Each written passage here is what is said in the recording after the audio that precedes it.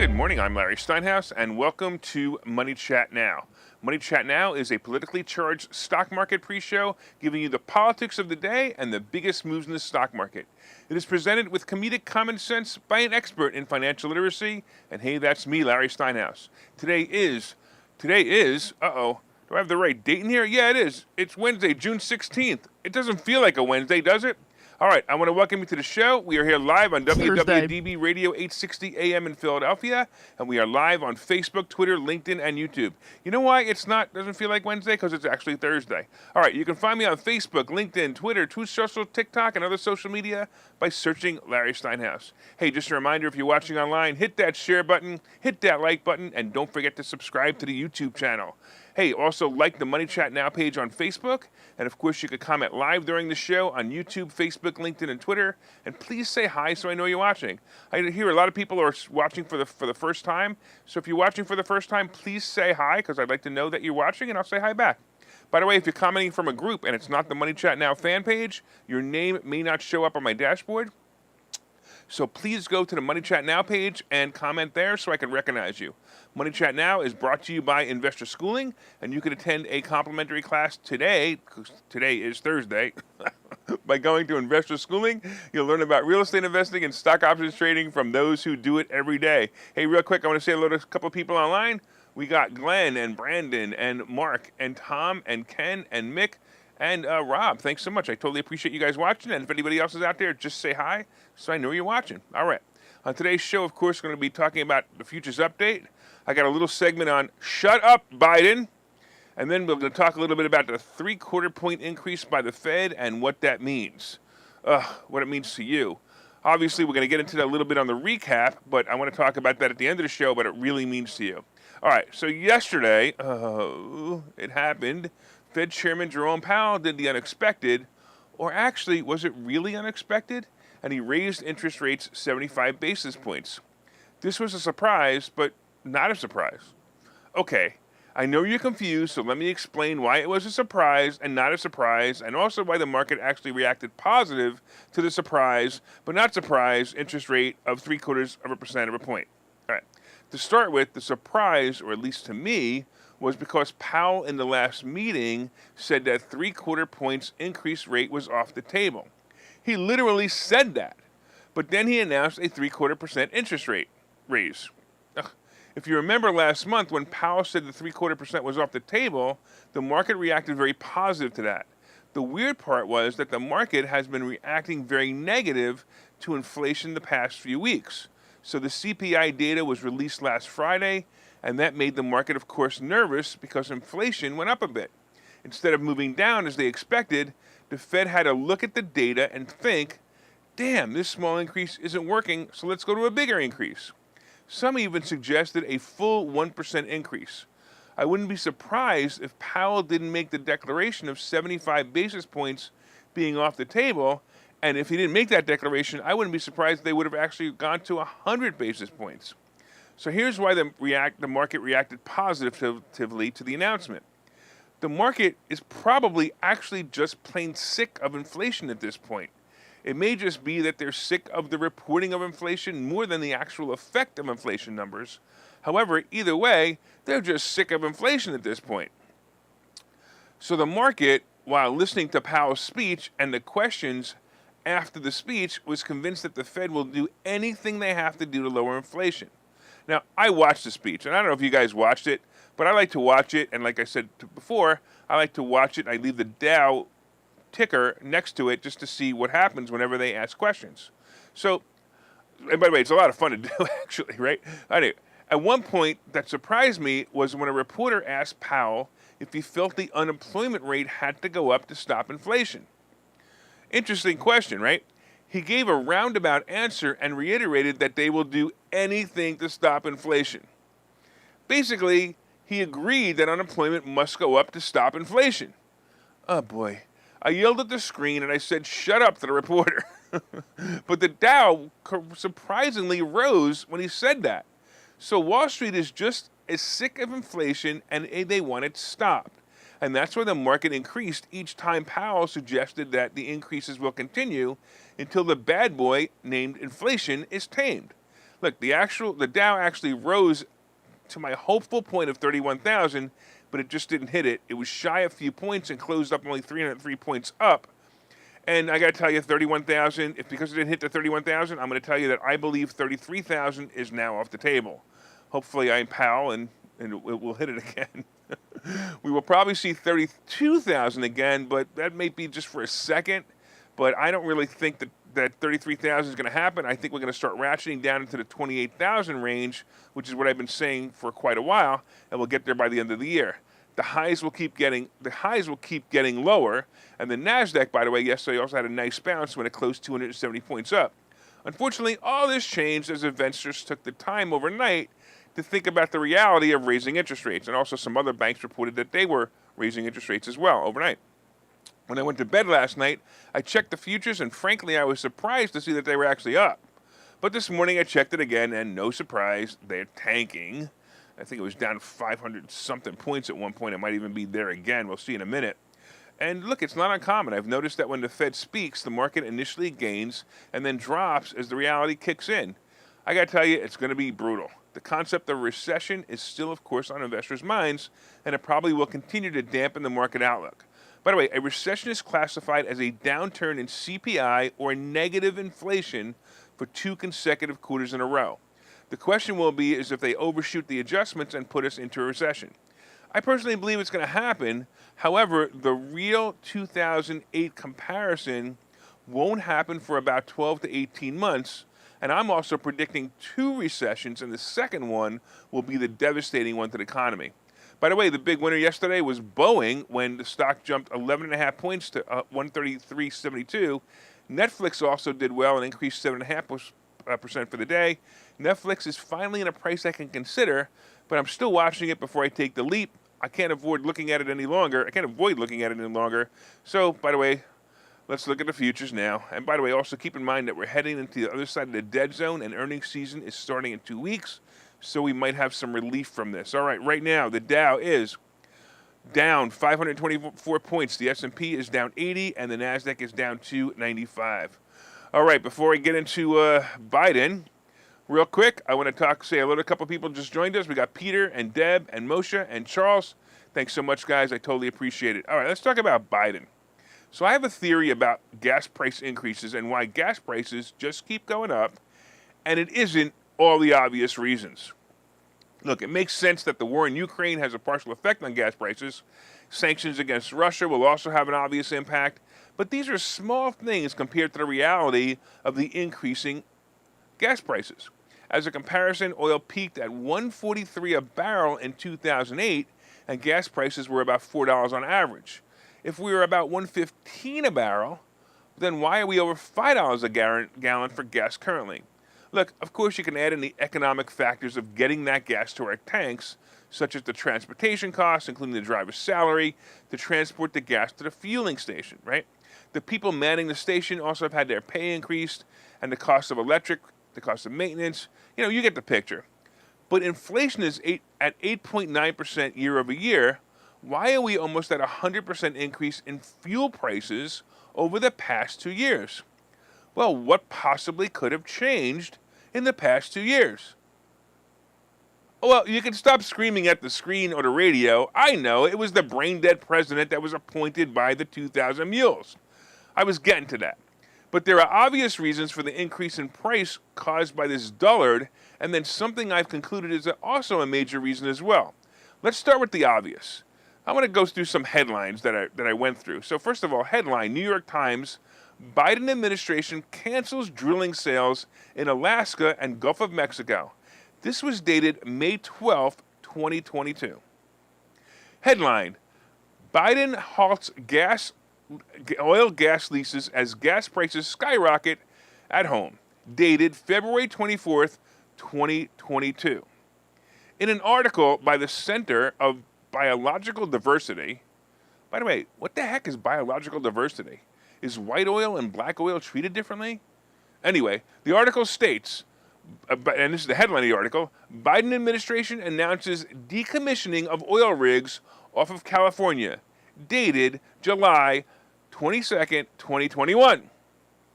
Headline news, CNBC, markets.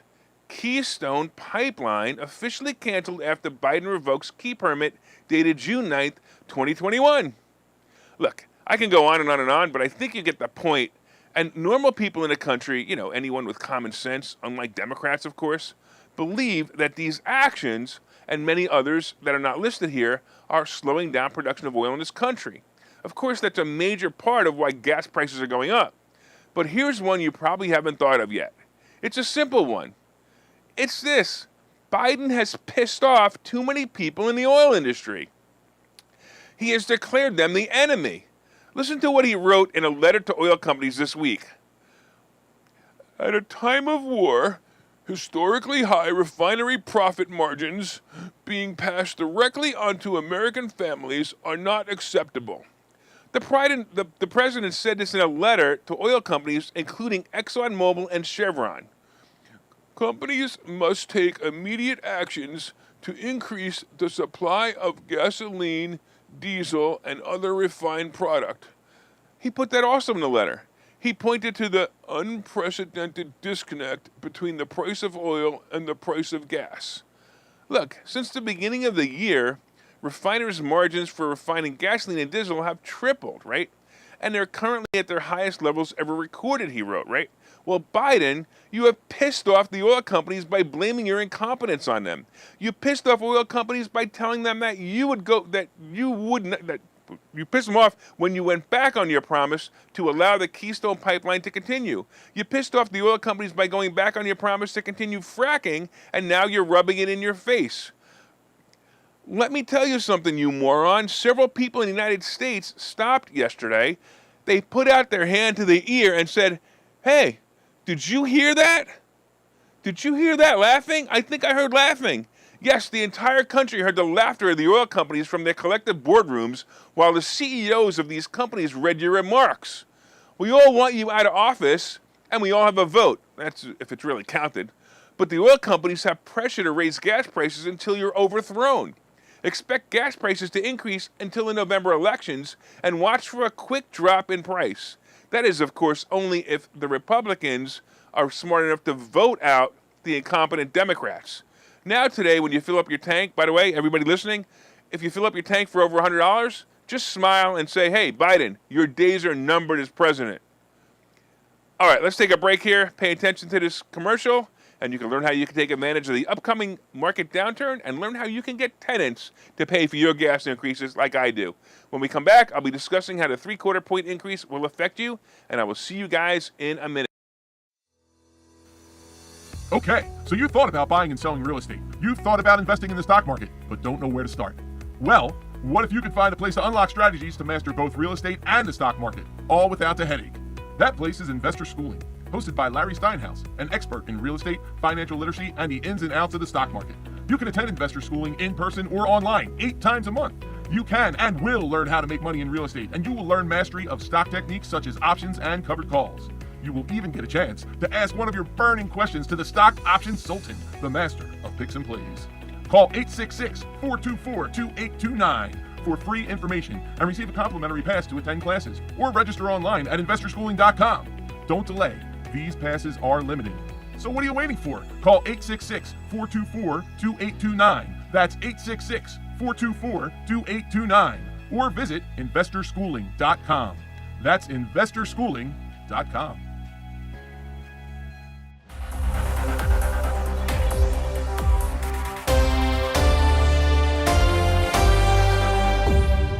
All right, welcome back to Money Chat Now. I'm your host, Larry Steinhouse. And of course, if you'd like more information on Investor Schooling, you can go to investorschooling.com or call 866-424-2829, 866-424-2829. Hey, I want to thank everybody for listening on WWDB Radio 860 AM in Philadelphia.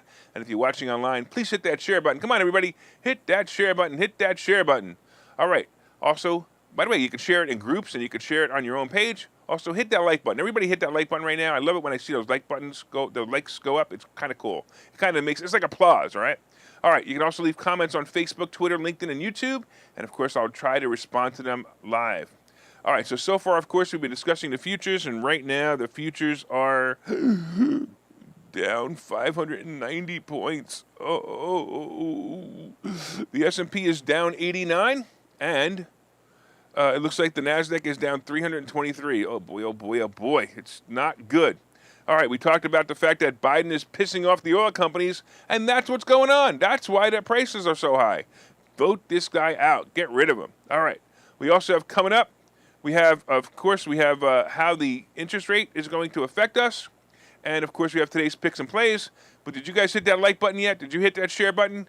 Don't forget to leave comments on Facebook, LinkedIn, and YouTube. And if you're listening on WWDB Radio, be sure and set a preset to this station and listen every day at 7:30. Also, look up Money Chat Now on Facebook when you get home and let me know what you think of the show.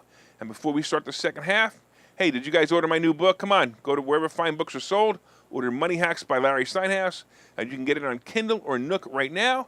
And you can get the physical book, and you'll have that in about 4 weeks. All right, let's get into the second half and talk about this 3/4 point increase. All right, yesterday, the Federal Reserve Chairman Powell stated that the interest rate change to banks will be increasing another 3/4 percentage point. This was the highest increase in interest rates since 1994. Some even thought that it wasn't enough and rates should have been a full point. So what does it mean to you as a consumer? All right, so first of all, you should know that the Fed isn't doing it to punish Americans. After all, well, maybe he is a Democrat, maybe he is. Well, nah, it's not. All right, he's doing this as an attempt to stop inflation from getting any more out of control. Look, inflation is due to all the ridiculousnesses of the scamdemic, such as supply chain issues, housing pent-up demand, and the free flow of money during that time that got out of control.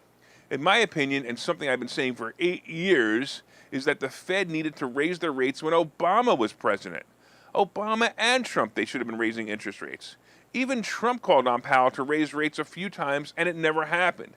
Many Americans have now gotten used to low rates and don't remember my generation rates of mortgage rates of 13, 14, and 15% to buy a house. Well, the younger generation is about to get a rude awakening.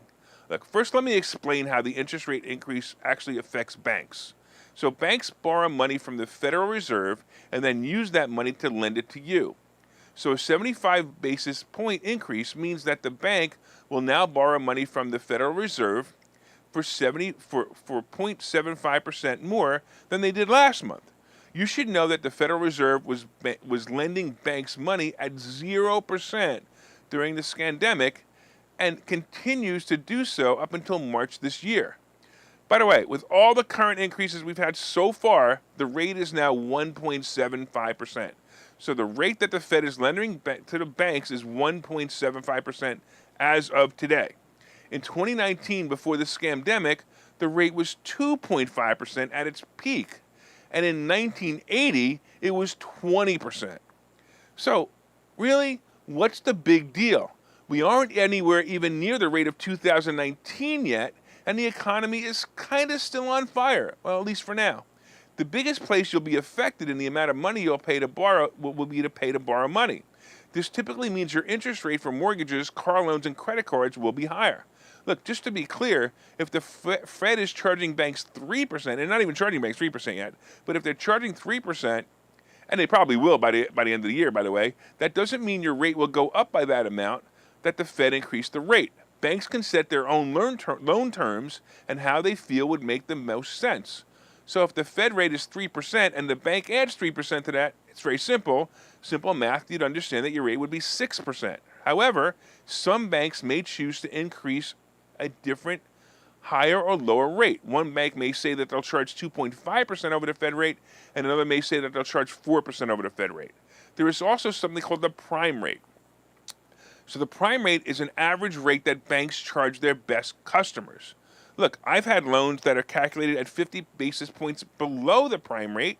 For example, if the prime rate was 4%, my interest rate would be 3.5%. The reality is kind of always shop around for a rate, that's fine, but to me, access for money is more important than rate at any time.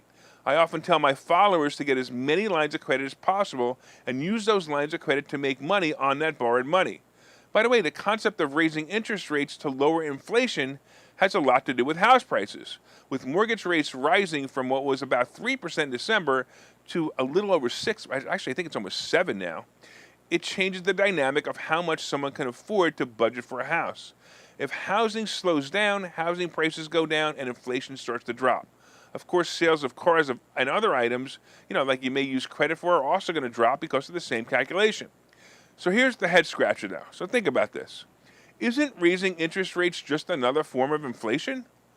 Maybe the price of goods goes down, but the actual cost is the same or even goes up if you borrow money to buy the item. Well, maybe Dave Ramsey is right when he says buy everything cash. Yeah, I still won't do that. But I like to buy investment properties, and I like to also buy them with credit. The reason is I think it's just too heavy to carry all that cash to go to a closing. Bottom line, look, don't panic. It's only 1.75%. No big deal. All right, let's take a break here, and you can learn about how to live through the upcoming recession by watching this commercial. Hi, I'm Larry Steinhouse, and I've written a book called Money Hacks. The subtitle to this book is because everything you think you know about money is wrong, and I promise you there are things you think about money that are wrong. There are chapters in this book that I think you will find absolutely fascinating, and some of them are, what is money anyway? Can money buy happiness? I'll bet you don't know the answer to that question. The truth about credit scores, how you can actually use credit cards to rebuild your credit.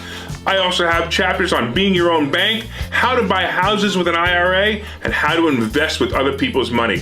There are so many other chapters. There are 22 total chapters in this book, and I promise you're going to learn how to make more money and pay less taxes when you buy this book.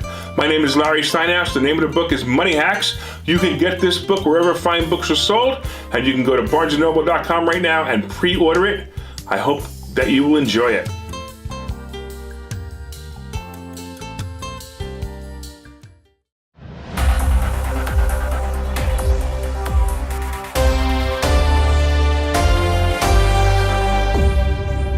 Welcome back to Money Chat Now. I'm your host, Larry Steinhouse. Hey, did you guys order that book yet? Come on, order the book. Order the book. Go to barnesandnoble.com right now. Order it. You'll get it in about a month. It'll be released in about a month. And also, if you want to, you can get it on Nook and Kindle right now. All right, of course, let's take a look at the futures one more time.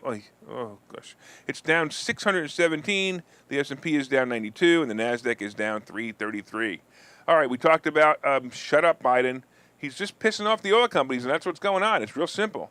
And we talked about the 3/4 point increase and how it's not that big of a deal. It's interesting because a couple of people online are all saying the same thing. Like Mark says, his inflation hikes are not working, which is pretty obvious.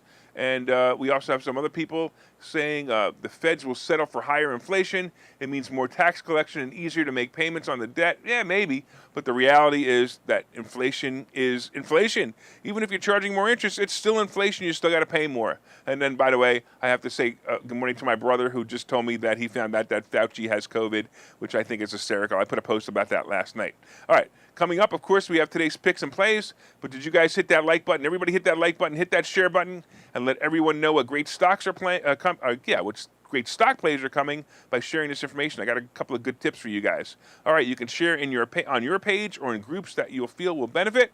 So everybody go and share. I want to say hello to Betsy out there. Betsy is saying hi on Facebook as well. All right. If you're listening on WWDB Radio, set one of your presets to this channel and listen every day at 7:30 for all you need to know about the politics behind the stock market. And we always have a little bit of fun here, so you definitely want to listen to it. Let's talk about what's going on. Let the ugliness begin. After I just told you that the rate increase is actually minor compared to what it should be, the stock market simply doesn't care again. The fear of recession is real, but it's more real because of the self-fulfilling prophecy it's going to become. If people keep talking about it, people will stop spending money out of fear, and that will cause the very recession that they're afraid of. Look, relax, everybody. The midterms are coming, and the country will have a red wave to solve most of the fear. With that being said, there's also many bargains today. I'm going to tell you right now, I saw some bargains this morning that I think are great. Meta is at a sweet spot at 165. This is going to be a great play into earnings, and I would buy it now or buy even the options if you want to. It'd be a great play. Twitter is also a play as Musk continues to state that he will buy the company. He's having a meeting with them today, I believe, and that will be also a great play. So I would buy it. I'd even buy it. It's right around 40. I'd buy it at 40. I'd even sell the covered calls. And I think that would be a really great play. Go out about a month on a covered call. You'll collect about 10% on your investment and wait for the stock to be taken away. AT&T is also a good buy and hold stock with a nice dividend. Buy it, sell the covered call, which, by the way, you're not going to get a whole lot of money for the covered call because it doesn't move much. But so what? You get an extra $50. Who cares? It's $50 that you didn't have, and it's free money, right? So buy it, sell the covered call, and sit back and relax. And by the way, if you saw my special on the travel stocks yesterday, you know I'm all in on them. The stocks are the better play. The stocks are a better play than the options. So I would buy the stocks because they may not move quickly. But an option going out 2 years could be a really great play. Look for the market to actually bounce back today. You ready? The market, and we're going to look at it in a second, I actually believe it's going to bounce back. That's my feeling. Why? Because there's no real bad news coming this week. The bargain hunters are going to look to buy up. As soon as the market opens, the bargain hunters are going to start to buy up, and the market will come back.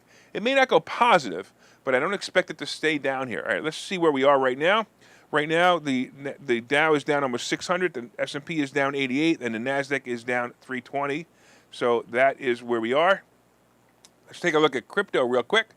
Bitcoin is definitely going down, and it's about 21,000. Look, I've been saying this. It might go one more time to 28,000 before it drops below 20. I think it's too risky, but if you want to give it a try, make sure you get out in time. Ethereum will get attractive to me. You ready? When it hits 600. That means it needs to drop another 50% before I'd even bother with it. So wait it out. So gold and silver, the precious metals are also holding their own. I got to tell you, gold and silver haven't moved much in about a month. They're just sitting there. So this might be a good sign. It might be time to buy some. Definitely it's a good time to collect some. You know, I'm collecting it. Treasury bonds are still below 3.5. And I got to tell you, I don't believe that's going to be very long. Oil is moving down, and it's down at about 115, and the average gas prices are still slightly higher than 5.1 cents a gallon. And let's all collectively say, let's go, Brandon. Hey, I want to thank all the listeners on WWDB Radio 860 AM in Philadelphia. I want to thank you for your continued support. And if you're enjoying the show, please reach out and let us know. My name is Larry Steinhouse. I am the host of Money Chat Now, and I am the CEO of Investor Schooling. And, of course, if you guys want to contact me directly, you can go to contactlarry.com. That's contactlarry.com. And you can even make an appointment with me there if you want to talk to me briefly about anything. Contactlarry.com. All right. You guys ready? I think we're going to be able to do it. So make it a profitable day.